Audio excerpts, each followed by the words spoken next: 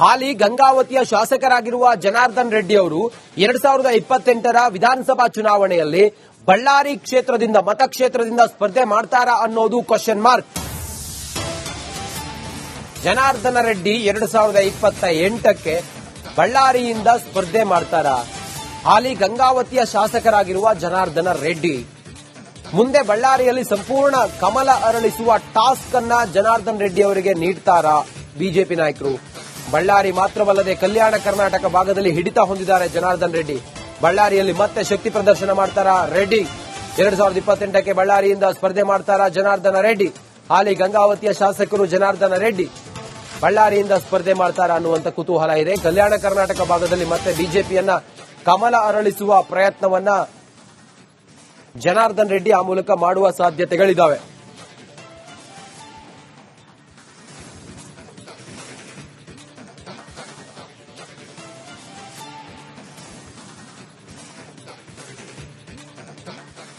ಇನ್ನು ಈ ಕುರಿತಾಗಿ ಹೆಚ್ಚಿನ ಮಾಹಿತಿಯೊಂದಿಗೆ ನಮ್ಮ ಪ್ರತಿನಿಧಿ ಅಭಿಷೇಕ್ ಜಯಶಂಕರ್ ಈಗ ನೇರ ಸಂಪರ್ಕದಲ್ಲಿದ್ದಾರೆ. ಅಭಿಷೇಕ್, ಬಹಳ ಪ್ರಮುಖವಾಗಿ ರೆಡ್ಡಿ ಬ್ರದರ್ಸ್ ಮತ್ತೆ ಶ್ರೀರಾಮುಲು ಎಲ್ಲರೂ ಜೊತೆಯಾಗಿ ಬೆಂಗಳೂರಿಗೆ ಬರ್ತಾ ಇರೋದು ಏನು ಉದ್ದೇಶಕ್ಕಾಗಿ?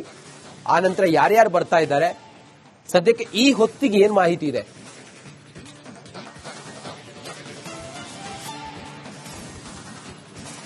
ಈಗಾಗಲೇ ಏನು ಇಬ್ಬರು ಕೂಡ ಬೆಂಗಳೂರಿಗೆ ಬರ್ತಾ ಇರುವಂತಹ ಒಂದು ಕಾರಣದಿಂದಾಗಿ ಸಾಕಷ್ಟು ಒಂದು ಮಹತ್ವವನ್ನು ಪಡೆದುಕೊಳ್ಳುವಂತಹ ಸಾಧ್ಯತೆಗಳು ಕೂಡ ಇದೆ. ಈಗಾಗಲೇ ಹಿರಿಯ ಒಂದು ಅಧಿಕಾರಿಗಳು ಅಂದ್ರೆ ಹಿರಿಯ ರಾಜಕಾರಣಿಗಳೇನಿದ್ದಾರೆ ಅವರನ್ನು ಕೂಡ ಭೇಟಿ ಮಾಡುವಂತಹ ಒಂದು ಸಾಧ್ಯತೆಗಳು ಕೂಡ ತೀರಾ ಹೆಚ್ಚಿದೆ ಅಂತ ಹೇಳಬಹುದಾಗಿದೆ.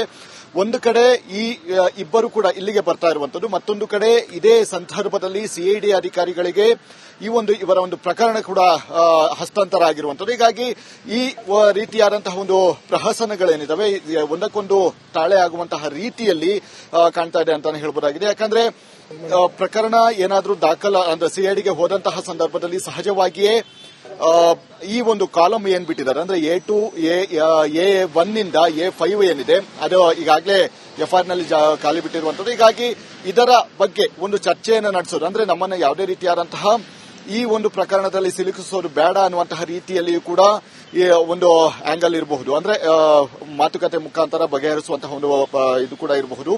ಈಗ ಸದ್ಯದ ಮಟ್ಟಿಗೆ ಅವರ ಇಬ್ಬರ ಒಂದು ಆಗಮನ ಏನಿದೆ ಸಾಕಷ್ಟು ಒಂದು ಕುತೂಹಲಕ್ಕೆ ಈಡು ಮಾಡಿಕೊಟ್ಟಿದೆ ಅಂತಾನೆ ಹೇಳಬಹುದಾಗಿದೆ. Ranjit. Okay Abhishek Jayashankar, thank you ನಿಮ್ಮೆಲ್ಲ ಮಾಹಿತಿಗಾಗಿ. ಹಾಲಿ ಗಂಗಾವತಿಯ ಶಾಸಕರಾಗಿರುವ ಜನಾರ್ದನ್ ರೆಡ್ಡಿ ಅವರು 2028ರ ವಿಧಾನಸಭಾ ಚುನಾವಣೆಯಲ್ಲಿ ಬಳ್ಳಾರಿ ಕ್ಷೇತ್ರದಿಂದ ಮತಕ್ಷೇತ್ರದಿಂದ ಸ್ಪರ್ಧೆ ಮಾಡ್ತಾರಾ ಅನ್ನೋದು ಕ್ವಶನ್ ಮಾರ್ಕ್. ಜನಾರ್ದನ ರೆಡ್ಡಿ 2028ಕ್ಕೆ ಬಳ್ಳಾರಿಯಿಂದ ಸ್ಪರ್ಧೆ ಮಾಡ್ತಾರಾ? ಹಾಲಿ ಗಂಗಾವತಿಯ ಶಾಸಕರಾಗಿರುವ ಜನಾರ್ದನ ರೆಡ್ಡಿ ಮುಂದೆ ಬಳ್ಳಾರಿಯಲ್ಲಿ ಸಂಪೂರ್ಣ ಕಮಲ ಅರಳಿಸುವ ಟಾಸ್ಕ್ ಅನ್ನ ಜನಾರ್ದನ್ ರೆಡ್ಡಿ ಅವರಿಗೆ ನೀಡ್ತಾರಾ ಬಿಜೆಪಿ ನಾಯಕರು? ಬಳ್ಳಾರಿ ಮಾತ್ರವಲ್ಲದೆ ಕಲ್ಯಾಣ ಕರ್ನಾಟಕ ಭಾಗದಲ್ಲಿ ಹಿಡಿತ ಹೊಂದಿದ್ದಾರೆ ಜನಾರ್ದನ್ ರೆಡ್ಡಿ. ಬಳ್ಳಾರಿಯಲ್ಲಿ ಮತ್ತೆ ಶಕ್ತಿ ಪ್ರದರ್ಶನ ಮಾಡ್ತಾರಾ ರೆಡ್ಡಿ? 2028ಕ್ಕೆ ಬಳ್ಳಾರಿಯಿಂದ ಸ್ಪರ್ಧೆ ಮಾಡ್ತಾರಾ ಜನಾರ್ದನ ರೆಡ್ಡಿ? ಹಾಲಿ ಗಂಗಾವತಿಯ ಶಾಸಕರು ಜನಾರ್ದನ ರೆಡ್ಡಿ ಬಳ್ಳಾರಿಯಿಂದ ಸ್ಪರ್ಧೆ ಮಾಡ್ತಾರಾ ಅನ್ನುವಂತ ಕುತೂಹಲ ಇದೆ. ಕಲ್ಯಾಣ ಕರ್ನಾಟಕ ಭಾಗದಲ್ಲಿ ಮತ್ತೆ ಬಿಜೆಪಿಯನ್ನ ಕಮಲ ಅರಳಿಸುವ ಪ್ರಯತ್ನವನ್ನ ಜನಾರ್ದನ್ ರೆಡ್ಡಿ ಆ ಮೂಲಕ ಮಾಡುವ ಸಾಧ್ಯತೆಗಳಿದ್ದಾವೆ.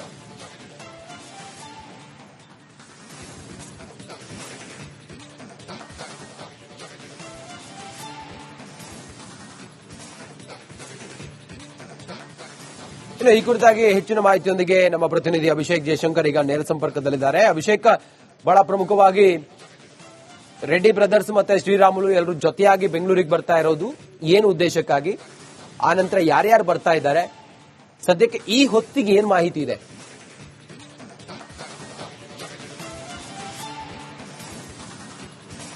ಈಗಾಗಲೇ ಏನು ಇಬ್ಬರು ಕೂಡ ಬೆಂಗಳೂರಿಗೆ ಬರ್ತಾ ಇರುವಂತಹ ಒಂದು ಕಾರಣದಿಂದಾಗಿ ಸಾಕಷ್ಟು ಒಂದು ಮಹತ್ವವನ್ನು ಪಡೆದುಕೊಳ್ಳುವಂತಹ ಸಾಧ್ಯತೆಗಳು ಕೂಡ ಇದೆ.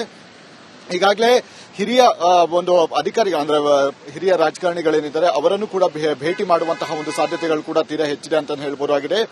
ಒಂದು ಕಡೆ ಈ ಇಬ್ಬರು ಕೂಡ ಇಲ್ಲಿಗೆ ಬರ್ತಾ ಇರುವಂತದ್ದು, ಮತ್ತೊಂದು ಕಡೆ ಇದೇ ಸಂದರ್ಭದಲ್ಲಿ ಸಿಐಡಿ ಅಧಿಕಾರಿಗಳಿಗೆ ಇವರ ಒಂದು ಪ್ರಕರಣ ಕೂಡ ಹಸ್ತಾಂತರ ಆಗಿರುವಂತದ್ದು. ಹೀಗಾಗಿ ಈ ರೀತಿಯಾದಂತಹ ಒಂದು ಪ್ರಹಸನಗಳೇನಿದಾವೆ ಒಂದಕ್ಕೊಂದು ತಾಳೆ ಆಗುವಂತಹ ರೀತಿಯಲ್ಲಿ ಕಾಣ್ತಾ ಇದೆ ಅಂತಾನೆ ಹೇಳಬಹುದಾಗಿದೆ. ಯಾಕಂದ್ರೆ ಪ್ರಕರಣ ಏನಾದರೂ ಅಂದ್ರೆ ಸಿಐಡಿಗೆ ಹೋದಂತಹ ಸಂದರ್ಭದಲ್ಲಿ ಸಹಜವಾಗಿಯೇ ಈ ಒಂದು ಕಾಲಮ್ ಏನ್ ಬಿಟ್ಟಿದ್ದಾರೆ ಅಂದ್ರೆ A2 A1 ನಿಂದ A5 ಏನಿದೆ ಅದು ಈಗಾಗಲೇ ಎಫ್ಐಆರ್ ನಲ್ಲಿ ಖಾಲಿ ಬಿಟ್ಟಿರುವಂತದ್ದು. ಹೀಗಾಗಿ ಇದರ ಬಗ್ಗೆ ಒಂದು ಚರ್ಚೆಯನ್ನು ನಡೆಸೋದು ಅಂದ್ರೆ ನಮ್ಮನ್ನ ಯಾವುದೇ ರೀತಿಯಾದಂತಹ ಈ ಒಂದು ಪ್ರಕರಣದಲ್ಲಿ ಸಿಲುಕಿಸೋದು ಬೇಡ ಅನ್ನುವಂತಹ ರೀತಿಯಲ್ಲಿಯೂ ಕೂಡ ಈ ಒಂದು ಆಂಗಲ್ ಇರಬಹುದು, ಅಂದ್ರೆ ಮಾತುಕತೆ ಮುಖಾಂತರ ಬಗೆಹರಿಸುವಂತಹ ಒಂದು ಇದು ಕೂಡ ಇರಬಹುದು. ಈಗ ಸದ್ಯದ ಮಟ್ಟಿಗೆ ಅವರ ಇಬ್ಬರ ಒಂದು ಆಗಮನ ಏನಿದೆ ಸಾಕಷ್ಟು ಒಂದು ಕುತೂಹಲಕ್ಕೆ ಈಡು ಮಾಡಿಕೊಟ್ಟಿದೆ ಅಂತಾನೆ ಹೇಳ್ಬೋದಾಗಿದೆ. Ranjith. Okay Abhishek Jaishankar, thank you ನಿಮ್ಮೆಲ್ಲ ಮಾಹಿತಿಗಾಗಿ. ಹಾಲಿ ಗಂಗಾವತಿಯ ಶಾಸಕರಾಗಿರುವ ಜನಾರ್ದನ್ ರೆಡ್ಡಿ ಅವರು 2028ರ ವಿಧಾನಸಭಾ ಚುನಾವಣೆಯಲ್ಲಿ ಬಳ್ಳಾರಿ ಕ್ಷೇತ್ರದಿಂದ ಮತಕ್ಷೇತ್ರದಿಂದ ಸ್ಪರ್ಧೆ ಮಾಡ್ತಾರಾ ಅನ್ನೋದು ಕ್ವಶನ್ ಮಾರ್ಕ್. ಜನಾರ್ದನ ರೆಡ್ಡಿ 2028ಕ್ಕೆ ಬಳ್ಳಾರಿಯಿಂದ ಸ್ಪರ್ಧೆ ಮಾಡ್ತಾರಾ? ಹಾಲಿ ಗಂಗಾವತಿಯ ಶಾಸಕರಾಗಿರುವ ಜನಾರ್ದನ ರೆಡ್ಡಿ ಮುಂದೆ ಬಳ್ಳಾರಿಯಲ್ಲಿ ಸಂಪೂರ್ಣ ಕಮಲ ಅರಳಿಸುವ ಟಾಸ್ಕ್ ಅನ್ನ ಜನಾರ್ದನ್ ರೆಡ್ಡಿ ಅವರಿಗೆ ನೀಡ್ತಾರಾ ಬಿಜೆಪಿ ನಾಯಕರು? ಬಳ್ಳಾರಿ ಮಾತ್ರವಲ್ಲದೆ ಕಲ್ಯಾಣ ಕರ್ನಾಟಕ ಭಾಗದಲ್ಲಿ ಹಿಡಿತ ಹೊಂದಿದ್ದಾರೆ ಜನಾರ್ದನ್ ರೆಡ್ಡಿ. ಬಳ್ಳಾರಿಯಲ್ಲಿ ಮತ್ತೆ ಶಕ್ತಿ ಪ್ರದರ್ಶನ ಮಾಡ್ತಾರಾ ರೆಡ್ಡಿ? 2028ಕ್ಕೆ ಬಳ್ಳಾರಿಯಿಂದ ಸ್ಪರ್ಧೆ ಮಾಡ್ತಾರಾ ಜನಾರ್ದನ ರೆಡ್ಡಿ? ಹಾಲಿ ಗಂಗಾವತಿಯ ಶಾಸಕರು ಜನಾರ್ದನ ರೆಡ್ಡಿ ಬಳ್ಳಾರಿಯಿಂದ ಸ್ಪರ್ಧೆ ಮಾಡ್ತಾರಾ ಅನ್ನುವಂಥ ಕುತೂಹಲ ಇದೆ. ಕಲ್ಯಾಣ ಕರ್ನಾಟಕ ಭಾಗದಲ್ಲಿ ಮತ್ತೆ ಬಿಜೆಪಿಯನ್ನ ಕಮಲ ಅರಳಿಸುವ ಪ್ರಯತ್ನವನ್ನ ಜನಾರ್ದನ್ ರೆಡ್ಡಿ ಆ ಮೂಲಕ ಮಾಡುವ ಸಾಧ್ಯತೆಗಳಿದ್ದಾವೆ.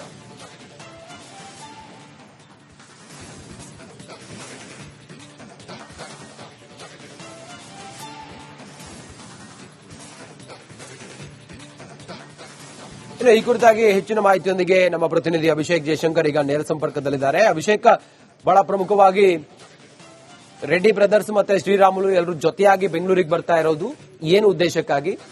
ಆ ನಂತರ ಯಾರ್ಯಾರು ಬರ್ತಾ ಇದ್ದಾರೆ? ಸದ್ಯಕ್ಕೆ ಈ ಹೊತ್ತಿಗೆ ಏನ್ ಮಾಹಿತಿ ಇದೆ?